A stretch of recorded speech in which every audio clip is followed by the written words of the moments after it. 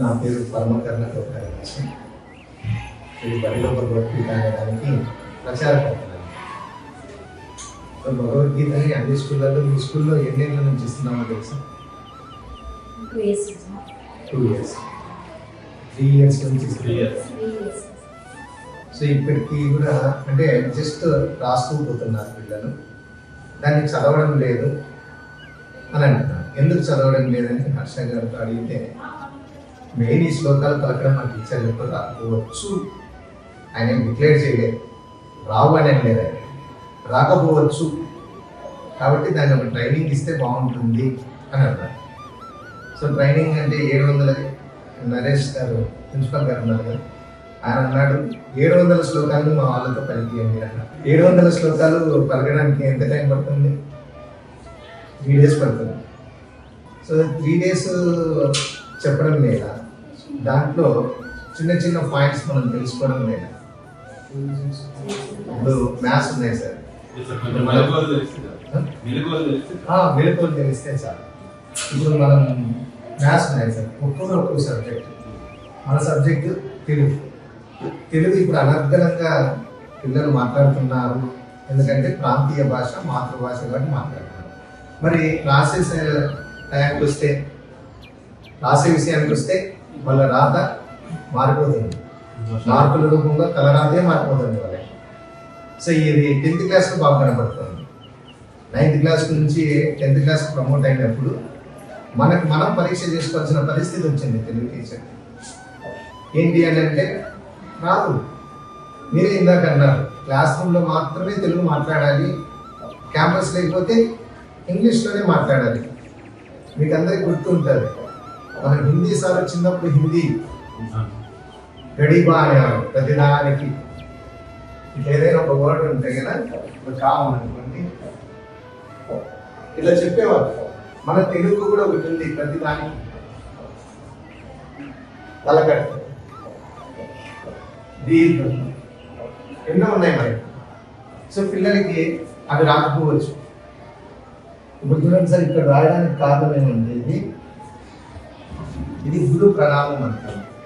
ఏ విద్య నేర్చుకోవాలన్నా కూడా మనకి ఎవరు ఉండాలి ముందు? భగవంతుడా, గురువు. ఈ శరీరము తల్లిదండ్రులు ఇచ్చారు, సో వారి రుణం తీర్చుకుంటాం. శరీరం వేరు, ఆత్మ వేరు అనేది తత్వం. శరీరం వేరు, ఆత్మ వేరు అనేది తత్వం. శరీరం ఎవరు ఇచ్చారు? తల్లిదండ్రులు ఇచ్చారు. మరి ఆత్మ ఎవరు ఇచ్చారు? మరి ఈ దేహానికి, ఆ ఆత్మకి అనుసంధానమైన వ్యక్తి ఎవరు అని అంటే గురువు. సో మనం చాలా మందికి చెప్తూ ఉంటాం, గురు రుణం ఎలా తీర్చుకోవాలి. పిల్లలు ఉన్నారు, వాళ్ళకి చెప్పాలి, రుణం ఎలా తీర్చుకోవాలి. గురువు రుణం మార్కులు 100కి 100 రావాలి అంటారు. 100కి 100 మార్కులు వస్తే వాడు పాస్ అయ్యేట్లా? 35 వస్తే విద్యార్థి పాస్, అంతే, వాడు ప్రమోట్ అవుతాడు. మరి గురువు రుణం ఎలా తీర్చుకోవాలి అని అంటే, ఈ 65 మార్కులు కూడా వాడు స్కోర్ చేసి ఆ క్లాస్ టీచర్కి ఇచ్చేసుకోవడమే విద్యార్థి గురువు యొక్క రుణం తీర్చుకోవడం. అవునా కదా?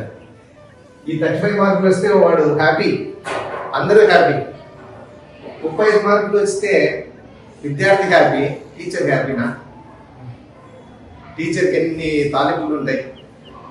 ఏం చెప్తున్నారు మేడం, ఏం చెప్తున్నారు సార్, వాడికి కనీసం తెలుగు రాదే, మన భాష సార్ తెలుగు, అది రాకపోతే ఎట్లా?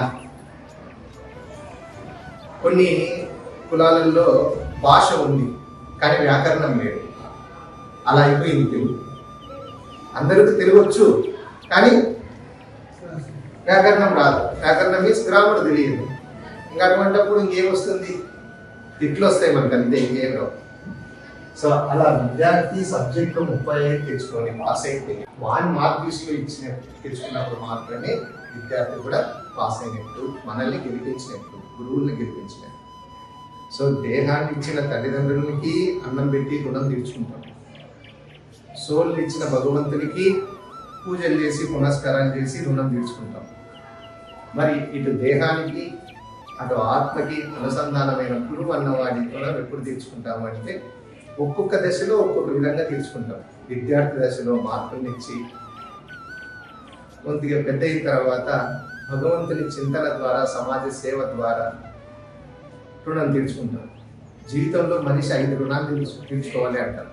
5 రుణాలు: దైవ రుణం, గురు రుణం, శాస్త్ర రుణం, పితృ రుణం, బంధు రుణం. సో ఇలా 5 రుణాలు తీర్చుకుంటేనే వాడు నిజమైన మనిషి. సో ఇవన్నీ ఎవరు చెప్తారు? ప్రాంతీయ భాషా కోవిదులు మాత్రమే చెప్తారు, అంటే టీచర్లు మాత్రమే చెప్తారు. మొత్తం సబ్జెక్ట్ అంతా ఏమైతుందంటే జ్ఞానమా విజ్ఞానమా మనం ఇచ్చేది ఏంటంటే జ్ఞానము ప్లస్ విజ్ఞానం. ఈ విజ్ఞానాన్ని 5 సబ్జెక్టులు ఇస్తారు, ఈ జ్ఞానాన్ని మాత్రం 1 సబ్జెక్ట్ ఇస్తారు, మాతృభాష. ఈ మాతృభాష తెలియకపోతే మిగతా భాషలన్నీ తెలుసుకొని ఏం లాభం చెప్పండి. సో అదే ఇక్కడ గురువు రుణం అనేది తీర్చుకోవడానికి మన ప్రాంతీయ భాష కావచ్చు. తల్లి తెలుగు కన్నతల్లి లాంటిది, దేశ భాషలకే తల్లి. తెలుగు చూడండి, తెలుగు సబ్జెక్ట్ నేర్చుకున్న వారికి మొత్తం దేశంలో ఉన్న భాషలన్నీ ఈజీగా అర్థమయ్యాయి, అదందరికీ తెలుసు. సో మరి అటువంటి తెలుగు నేర్చుకోవాలంటే ఎలా? ఇప్పుడు చూడండి, ఈ 2 శ్లోకాలు కానీ మీరు కానీ చెప్పగలిగితే వచ్చినట్లే తెలుగు.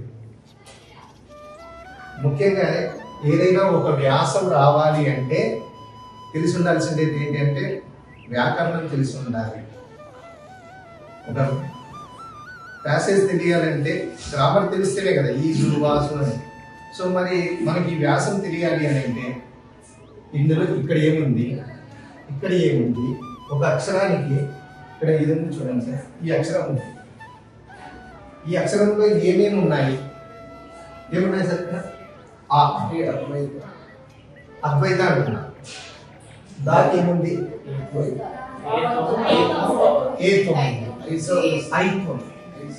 వా. సో ఇందులో చూడండి ఎన్ని ఉన్నాయో, 3 ఉన్నాయి. ప్రతి అక్షరం కూడా చూడండి, జా యా శ్రీ రాబోతుంది, కా అలకట్టుంది, రూ ఉంది, స్నా నావుతుంది, చై ఐతో ఉంది, నా యావత్తుంది. సో ఇది స్టూడెంట్ ఐడెంటిఫై చేసినప్పుడు గ్రామర్ ఈజీ. చూడండి, ఓ అజ్ఞాన తిమిరాంధస్య జ్ఞానాంజన శలాకయ చక్షురున్మిలితం యేన తస్మై శ్రీ గురవే నమః. చూడండి సార్, ఓం మనం కొంతమంది సినిమా బాగానే చూస్తుంటారు కానీ యాక్టర్ గురించి వద్దు, మనకి ఎక్కడ ఎక్కాలో కానీ ఎక్కడ తగ్గాలో అన్నది సినిమా డైలాగే అనుకోవచ్చు. కానీ భాష వరకు వస్తే ఎక్కడ దీర్ఘం ఇవ్వాలి, ఎక్కడ దాన్ని గుర్తి పట్టుకోవాలి అనేది పిల్లల్లో మనం అందించాల్సిందే బాధ్యత మనకే ఉంది సార్. ఇప్పుడు దీన్ని చదువుతారు తెలుసా? ఓ అక్కడ తీవ్ర sir, cut cut cut cut cut English చదివినట్లే, అదేదో ఇంగ్లీష్ అంటారు కదా, వాళ్ళు ఏదో అంటారు అంట, అంత స్టైలిష్గా తెలుగులో చదవడానికి కాదు.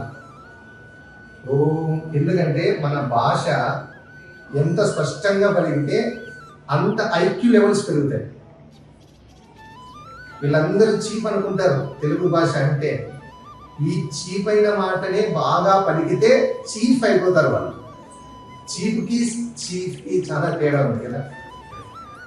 అజ్ఞాన తిమిరాంధస్య జ్ఞానాంజన శలాకయా చక్షురున్మిలితం, ఇక్కడ వచ్చేసరికి చక్షురు మిలితం, నాలెడ్జ్ అంటాం, KNOWLEDGE, కానీ మనం పలికేది ఏంటి? నాలెడ్జ్. నాలెడ్జ్ అనం కదా, ఇక్కడ కూడా అంతే, చక్షుర్ మిలితం ఏన తస్మై శ్రీ గురవే నమః. దీన్ని బాగా వివరంగా చెప్తారా సార్? అజ్ఞానమని చీకట్లను పారద్రోలేటువంటి జ్ఞానాన్ని నింపేటువంటి ఓ గురుదేవ. అజ్ఞానాల చేయవారే నిజమైన గురువు. అది. సో ఇక్కడ భగవంతుడు ఏ రూపంలో వస్తాడు అని చెప్తే గురువు రూపంలోనే వస్తాడు అంటారు. అవునా? భగవంతుడు ఎప్పుడు తల్లిదండ్రులకి అయితే మన పోలికలు ఉంటాయి, మా తల్లి మా నాయన. నేను భగవంతుని బిడ్డను అని చెప్పుకోవడానికి రాముడు, కృష్ణుడు, జీసస్, రఫీనో ఏదో పేర్లు పెట్టుకొని ఉంటారు. మరి గురువుని ఏ రూపంలో గురువు వస్తాడు అని అంటే భగవంతుని అంశలానే గురువు వస్తాడు. భగవంతుని అంశల గురువు వస్తాడు. శక్తి అవతారాలు అంటారు అన్నమాట. మనం శాస్త్రంలో చదివితే భాగవతము, భగవద్గీత గీతల్లో భగవంతుడు ఏ రూపంలో వస్తాడు అని అంటే శక్తి అవతార రూపాలలో వస్తాడు. భగవంతుడు గురువు రూపంలో వచ్చే అవతారాలను ఏమంటారంటే శక్తి అవతార రూపాలు అంటారు. మీరంతా వారే, మీరంతా శక్తి అవతారాలే. సో అటువంటి గురువు ఈ కలియుగంలో చైతన్య మహాప్రభుగా వచ్చాడు అని చెప్తారు. మనం ఒక సినిమా ఉంది సార్, పడవెళ్ళి పోతుందిరా, చెప్పండి కదా, అది ఎవరు పాడారు? భక్త తుకారం అని అనండి. సో అటువంటి భక్త తుకారం యొక్క గురువుగా ఈ చైతన్య మహాప్రభు దక్షిణ భారతదేశంలో. కానీ ఆయనకు చాలా మంది శిష్యులు ఉన్నారు. దక్షిణ భారతదేశంలో భక్త తుకారం గారు తొలి శిష్యుడు అన్నమాట. సో ఆయన గురించి ఇంకా మళ్ళీ చెప్పుకోవచ్చు. సో ఆయన గురు మంత్రం ఇది: జయ శ్రీకృష్ణ చైతన్య ప్రభు నిత్యానంద శ్రీ అద్వైత గదాధర శ్రీ వాసాది గౌర భక్త బృంద.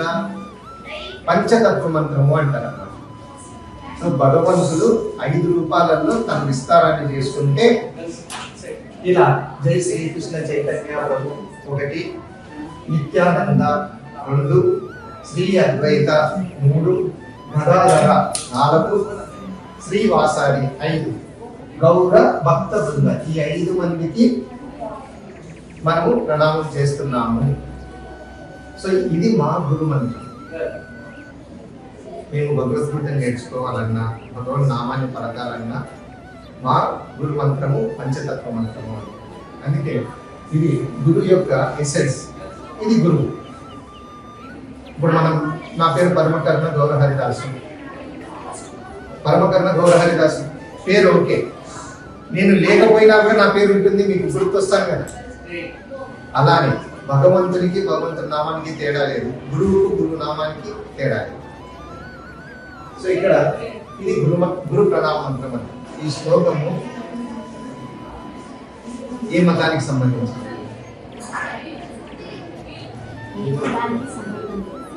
ఏ మతానికి సంబంధం లేదు కదా. దీని భావం ఏంటో చదువుతారు. అర్జున, రజోగుణ సంపర్కముచే జన్మించిన కామమే తరువాత క్రోధంగా పరిణమించును. అదే ఈ ప్రపంచమును సర్వమును హరించి పాప భూయిష్టమైన గొప్ప శత్రువు. ఒక గురువు ఒక శిష్యుడికి చెప్తున్నారు. ఆ గురువు పేరు కృష్ణుడు, ఆ విద్యార్థి పేరు అర్జునుడు. అంతే. అక్కడ వాళ్ళు ఏ మతానికి సంబంధించిన వాళ్ళు, కులానికి సంబంధించిన వాళ్ళు కాదు. కులం ఉందా, మతం ఉందా అంటే మతం ఉంది. మతం ఉందా, మనిషి ఉందా అంటే మనిషి ఉంది. సో ఆ మనిషి ఏ కులంలో ఉన్నా, ఏ మతంలో ఉన్నా, ఈ కళ్ళు, ముక్కు, చెవులు, నాలుక, చర్మం అనే ఇంద్రియాలు ఉన్నాయి. మనసు అనేది ఒకటి ఉంది, బుద్ధి అనేది ఒకటి ఉంది. సో ఆ ఇంద్రియాల వల్ల, చూసిన చూపు వల్ల కలిగే ఆలోచన వల్ల కలిగేదే కోరిక. ఆ కోరిక తీరకపోతే ఏమవుతుంది? క్రోధం. సో దీన్ని ఏమంటారంటే రజోగుణం అంటారు. ఈ ప్రపంచానికి శత్రువు ఎవరయ్యా అని అంటే రజోగుణంతో కూడిన కామము, క్రోధం. కామము అంటే 2 శరీరాలు కలిసేది కాదు. కామం అంటే మనసులో పుట్టిన ఆలోచనలు తీర్చుకోవడం కోసం ఏర్పడిన ఒక స్థితిని కోరిక అంటారు. సో కామ ఈశ, క్రోధ ఈశ, రజోగుణ సముద్భవ. సో ఇది భగవద్గీతలో ఒక స్టోరీ. సో ఇక్కడ మీరు గమనించారా సార్, ఇవి ఒక లైన్లో ఎన్ని అక్షరాలు ఉన్నాయో? 8 లైన్స్. భగవద్గీత మొత్తము 700 శ్లోకాలు ఉంటే 18 అధ్యాయాలు 700 శ్లోకాలు ఉంటే అందులో ప్రమాణాన్ని 620 కొద్దిగా అటో ఇటో అష్ట అక్షర పద సమూహంలోనే రాయబడింది. అష్ట అక్షర పద సమూహం అంటే 1 2 3 4 5 6 7 8. సో మనం ఏదైనా పిల్లలకి నేర్పించాలి, మనము పలకాలి అంటే ఉన్న శ్లోకంలో 8 అక్షరాలకి కామ పెట్టుకుంటా వెళ్ళండి. కామ ఏష క్రోధయేష రజో గుణ సముద్భవ మహాశనో మహాపాప్మ విద్యేనామిహి వైరిణం. సింపుల్. మనం ఏం చేస్తున్నామంటే మొత్తం ఒకటే బైపాస్ లైన్ కావాలి అని చెప్పి కామయేష క్రోధయేష రజో గుణ సముద్భవ ఇది 10 సార్లు చదివితే వచ్చింది. ఈ 10 సార్లు చదవకుండా ఫస్ట్ టైం చదివేవాడికి ఎట్లుంటుందంటే మనకైనా కూడా ఆ గుర్తులు కొలులే రావు. సో మనం గమనించాల్సింది సబ్జెక్ట్ అనేది ఎప్పుడైనా వస్తున్నాము, కానీ వాళ్ళకి గ్రామర్ పార్ట్తో మీరు క్లాసులు ఓపెన్ అవుతాయి కదా. జూన్ 12 ఓపెన్ అవుతాయి. జూన్ 12 నుంచి జూలై 12 వరకు ఈ అచ్చులు హల్లులు గుణితాలు గుర్తులు పొందులే చెప్పండి. చూడండి, మనం వామప్ చేస్తాం. రన్నింగ్ చేసేటప్పుడు చిన్న వామప్ ఎంత మనకి పవర్ ఇస్తారు తెలుసా? సో మనం మిగతా 10 కిలోమీటర్లకు మనం పరిగెత్తగలం. 10 నిమిషాలు వామప్ 10 కిలోమీటర్లకి పనికొచ్చేది. అదే విధంగానే ఈ గ్రామర్ పార్ట్ కూడా అంతే సార్. మనం పిల్లలకి ఇవి చెప్పడం లేదు. 8th క్లాస్కి వచ్చినారు వాళ్ళకి హచ్చులు హల్లులు అని అంటున్నాం. సో దానివల్లనే నీ సబ్జెక్ట్ నువ్వు ఇంప్రూవ్ చేసుకునే బాధ్యత నీదే. అని నువ్వు ఏం చెప్తున్నావు అనేది అనవసరం. ప్రిన్సిపాల్ వచ్చినప్పుడు నువ్వేంటమ్మా ఇది చెప్తున్నావు, లేదు సార్ కొన్ని దాంట్లో ఎలా వాళ్ళంటే మనం చేయాల్సిన పని ఇదే. సో ఇక్కడ ఏమున్నాయి, ఇంకొకటి బాగా గమనించండి సార్, తప్పుగా అనుకోండి. 20 సంవత్సరాల ఎక్స్పీరియన్స్ ఉంది ఒక గురువు. క్లాస్ రూమ్ లోకి పోయేటప్పుడు టెక్స్ట్ బుక్ చూడకుండా పోవడం కరెక్టా కాదా?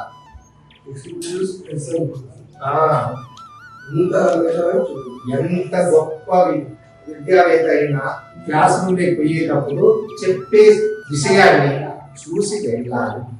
సో మనం భగవద్గీత పిల్లలకి రోజు ఆపరేటింగ్ పుస్తకం అందిస్తాను కదా, ఏమవుతుంది? ఒక 2 శ్లోకాలు జస్ట్ అట్లా చూసుకొని పోతే అది మనల్ని మారుస్తుంది, మన ధర్మాన్ని మారుస్తుంది. ధర్మం అంటే దేశ ధర్మమే అవసరం లేదు. మీరు ఏ పని అయితే చేస్తున్నారో అదే. విద్యార్థి ధర్మం ఏంటి? చదువుకోవడం. గురువు యొక్క ధర్మం ఏంటి? విద్య నేర్పడం. రాజకీయ నాయకుడి ధర్మం ఏంటి? సుపరిపాలన అందించడం. దీన్నే భగవద్గీత తెలియజేస్తుంది. దానికి ఏం చెప్తారంటే ఇంద్రియాలను నిగ్రహించి మనసును స్థిరంగా ఉంచుకొని బుద్ధితో నువ్వు చేయవలసిన పని ఏదైతే ఉందో దాన్ని తెలియజేసేది భగవద్గీత.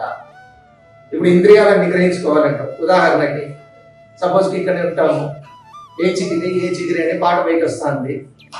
వెంటనే ఏ ఇంద్రియంలో ఏదో పని చేశాడో చెవి అనే పనిలో పని చేశాడు. మనసులో అది ఏం చేసింది? ఇది ఫలానా వాడి సినిమా అని మనసు ప్రేరేపించింది. అంటే ఇంద్రియాలు మనసుని చంచలం చేసేసాయి. బుద్ధి ఏం చేసింది? ఇంకా బుక్ను మూసేయమని చెప్పి. బుక్ ఏంటి? విద్యార్థి చేయాల్సిన పని, ధర్మం. సో భగవద్గీత నేర్పేదండి. ఇంక ఇక్కడ విషయానికి వస్తే 18 అధ్యాయాలు భగవద్గీత 700 శ్లోకాలలో 620 శ్లోకాలు అష్ట అక్షర పద సమూహంలో రాయబడింది. మిగిలిన ఒక 80 ఏకాదశ అక్షర పద సమూహం. ఏక అంటే 1, దశ అంటే 11 అక్షరాలు. ఇది 2వ పార్ట్లో విశ్వరూపంలో 50 శ్లోకాలు వస్తాయి. విశ్వరూపంలో 50 శ్లోకాలు వస్తాయి. తర్వాత 2వ అధ్యాయంలో 10 శ్లోకాలు వస్తాయి. అక్కడక్కడ ఇంకో 10 శ్లోకాలు 20 శ్లోకాలు వస్తాయి. ఏకాదశ. ఇక్కడ మనం 8 అక్షరాలకి కామా పెట్టుకుని చదువుతున్నాం కదా, అక్కడ 11 అక్షరాలు. ఇంత సింపుల్ అమ్మా. భగవద్గీత చదవడం, భగవద్గీత పిల్లలకి తెలియజేయడం అనేది ఇంత ఈజీ. నిజానికి మీరందరూ డిగ్రీలు, పీజీలు, లిటరేచర్లు చేశారు. నేను డిగ్రీ ఫెయిల్, కానీ నేను చదివింది ఒకటి భగవద్గీత. 10 సంవత్సరాల నుంచి అదే చదువుతున్నారు. ఇప్పుడు ఆ కెమెరా చేసే పిల్లడికి ఓ అంటే నా రాదు, నా అంటే ఓ రాదు, అస్సలు అక్షరాలే రావు. ఒక్క నెల ఇది నా దగ్గర ఉండబట్టి రోజు తెలుగు వాళ్ళ కాడ నుంచి గుణితాల వరకు నేర్పించడము, రోజు భగవద్గీతని ఇలా 2 శ్లోకాలు రాపేయడం. ప్రభుజీ నాకు చదివేకి రాదు, నువ్వు రాయి, రాత రాయి, తన రాత మారుస్తాడు భగవంతుడు గురువు. సో ఈ రోజు మన అక్షరాలు చూస్తే నాకే అసూయ వస్తాను, అంత నీట్గా రాస్తున్నాడు. సో ఒకటి సార్, మీ ధర్మం మీరు, పిల్లల ధర్మం పిల్లలు అన్నప్పుడు మనం వ్యాకరణాన్ని పిల్లలకి నేర్పలేకపోతే అది రాదు. చిన్న పనే గుణితాలు, గుర్తులు, హచ్చులు అని. ఈ హాలిడేస్ లో మీరు ఏ హోంవర్క్లు ఇవ్వద్దండి. మన దగ్గర ఏవైతే మీ పుస్తకాలు ఉన్నాయో అవి రాసుకొని రమ్మనండి చాలు. తెలివైన పిల్లలకి చెప్పండి, అదే ఒకటి రాయండి, దాంట్లో ఏ ఒత్తులు ఉన్నాయి, ఏ పొరులు ఉన్నాయి. ఇప్పుడు కామ ఏష, ఇప్పుడు ఈ లైన్ లో తీసుకుంటే ఇక్కడ దీర్ఘం ఉంది ఒకటి, ఇక్కడ కోత్వం ఉంది, ఇంకొకటి రావుతుంది, అంతే. ఇక్కడ కోత్వం ఉంది, ఇక్కడ కొమ్ము ఉంది, ఇక్కడ ఒత్తు భావత్తు ఉంది, విసర్గ ఉంది. ఇవి ఐడెంటిఫై చేయగలిగితే చాలు. ఇవి ఇవ్వండి హోంవర్క్.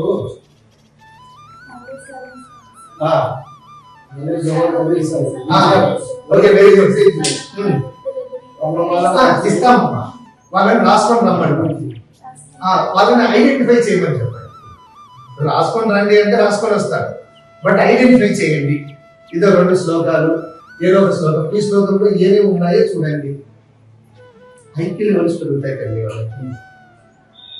కొత్త పదాన్ని ఏదైనా ఒక సినిమాకి వెళ్తే పక్కన సినిమా చూసిన వాడు ఉంటాడు, మనం కొత్తగా సినిమా చూడాలి. వాడు చూశాడు కదా అని స్టోరీ చెప్తూ ఉంటే కొద్దిసేపు నా ఎగ్జైటింగ్ నాకు కావాలంట. అలా మన నరాలకి, ఏకాగ్రతకి కొత్తదనం. భగవద్గీతలో 700 శ్లోకాలు ఎప్పుడు కొత్తవే. 10 సంవత్సరాల నుంచి చదువుతున్నాను, అయినా కూడా నాకు ఇది కొత్తగానే అనిపిస్తాయి.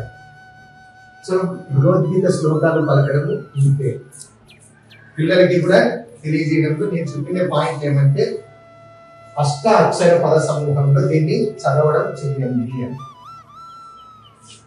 తర్వాత గ్రామర్ పార్ట్ ఏమేమి ఉందో ఒక 2 శ్లోకాలు ప్రతిరోజు 2 నిమిషాలే పడుతుంది మేడం మనకి, కానీ పిల్లలకి తెలియజేయడంలో 5 మినిట్స్ పడతాయి. ఈ 5 మినిట్స్ వాళ్ళకి భాషని బాగా ఇంప్రూవ్ చేయొచ్చు. ఐఐటి అంటే ఏంటంటే మ్యాథ్స్, ఫిజిక్స్, కెమిస్ట్రీ, దానికి ఇన్ని బుక్స్ ఉన్నాయి. మరి తెలుగుని ఇంప్రూవ్ చేసుకోవడానికి ఏమైనా ఉన్నాయా? ఉన్నాయా మేడం? బుక్స్ ఏమైనా ఉన్నాయా? One and only the biggest study material ఏదో తెలుసా? భగవద్గీత.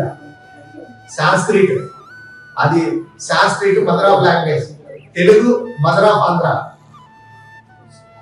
పెద్ద పని నేర్చుకున్నాం అనుకో, చిన్నమ్మ ఈజీనే, ఆ చిన్నమ్మనే మన అమ్మ. సో కాబట్టి ఇలా ఈ అబ్బాయి ఎవరు కానీ చాలా బాగా రాశారు. బరువు కుమారం, అది 6వ తరగతి చూడండి. దానికి మా గురువులు మాట చెప్తారు, ఎదురుగా నిప్పు ఉంది, నిప్పుని చూస్తేనే కాలుతాదని చెప్పేసి అనుకున్నాడు. సరే నిప్పుని చూడకూడదని వీపు ఇలా పెట్టాడు, అయినా కూడా ఏం చేస్తుంది? నిప్పు కాలుతుంది. అలానే భగవంతుడు, భగవంతుని నామము, భగవంతుని యొక్క శ్లోకము నువ్వు జస్ట్ టచ్ చేస్తే చాలు, దాని పని చేసుకుంటే నిప్పు. కర్పూరం లాంటిది భగవంతుని నామం. మనం కర్పూరం అయితే భగవంతుని నిప్పు అవుతాడు, మనం నిప్పు అయితే భగవంతుడే కర్పూరం అయిపోతాడు. సో కాబట్టి తెలుగు భాషని బాగా మనం అందించాలి అంటే దానికి దేవతలు మీరే. సో మీరు తెలుగును బాగా చెప్పగలిగితే భగవద్గీత శ్లోకం అనేది చాలా ఈజీగా వస్తుంది. సో కాబట్టి మీరు చేస్తున్న ఈ వీడియో మొత్తం అన్ని స్కూళ్ళకి స్టేట్ లెవెల్కి వెళ్ళిపోతాయి. కాబట్టి అందరికీ చెప్పలేం కదా, అందుకనేసి ఈ వీడియో ద్వారా అందరికీ చెప్తారన్న. సో దీన్ని మీరు కూడా అందరికీ పేరెంట్స్ కానీ వేరే అందరికీ షేర్ చేయండి. బడిలో భగవద్గీత అని యూట్యూబ్ ఉంది, దాని ద్వారా మీరు షేర్ చేయొచ్చు. ఇందులో అయితే నేను సార్ ఏకీభవిస్తాను సార్. ఎందుకంటే అది చదివినారంటే పిల్లల యొక్క నైతిక విలువలు, హ్యూమన్ వాల్యూస్ తెలుస్తాయి. వాళ్ళు ఎలా ఉండాలి, ఒక రేపిస్ట్ కానీ మర్డర్ కానీ ఎలా తయారవుతున్నారంటే వాళ్ళకి ఇవన్నీ తెలియకపోవడం వల్లే వాళ్ళు అలా తయారవుతున్నారు. కాబట్టి ప్రతి ఒక్కరికి సార్, ఇప్పుడు ఎందుకు సార్ నేను మతాన్ని అంటున్నాను, ఎవరు ఇక్కడ తప్పు అనుకోద్దండి. ముస్లిం వాళ్ళు ఉన్నారు సార్, చిన్న పిల్లల నుంచి వాళ్ళకు ఖురాన్ చదివి నేర్పిస్తారు. మరి ఇక్కడ ఎంతమంది మన హిందూ దాంట్లో నేర్పిస్తున్నారు చెప్పండి? అది తల్లిదండ్రుల్లో ఉన్నారు. అది ప్రతి ఒక్క తల్లి. అందుకే ఇక్కడ ఈసారి మొత్తం ఈ ఫీడ్బ్యాక్ ఏం చేసామంటే, ఇక్కడ చూడండి, తల్లి, తండ్రి, గురువు, దైవం. ఇది మన భారతీయ సంప్రదాయం. దీని మ్యాథ్స్ లో ప్రాబ్లం ఒకటి చెప్తారు, a² + b² 2ab. నేను దీన్ని బేస్ చేసుకుని ఏం చెప్తున్నామంటే, విద్యార్థి విజయము = తల్లిదండ్రులు ప్లస్ గురువులు ² భగవంతుడు.